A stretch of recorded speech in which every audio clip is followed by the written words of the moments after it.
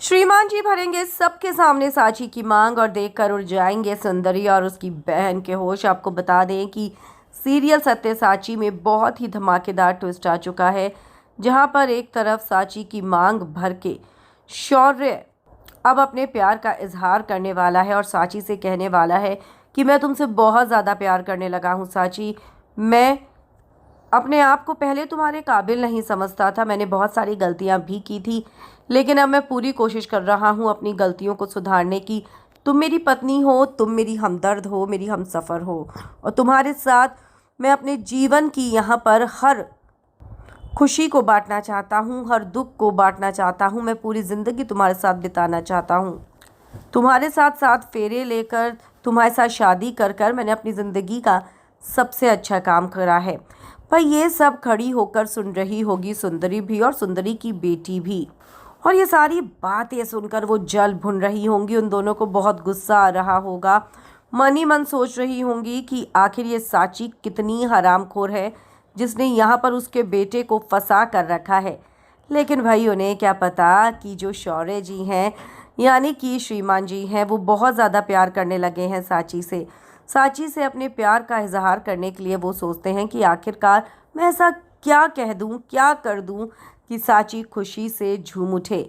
लेकिन दोस्तों, अब यहाँ पर साची को खुश करने के लिए, अपने प्यार का इजहार करने के लिए श्रीमान जी दादी के सामने और घर वालों के सामने साची की मांग में सिंदूर भर देते हैं। वो सिंदूर जो माता रानी को चढ़ाया हुआ है, और कहते हैं कि साची, माता रानी के पैरों का चढ़ाया हुआ सिंदूर मैं तुम्हारी मांग में भर के तुम्हें फिर से अपनी पत्नी के रूप में अपनाता हूँ।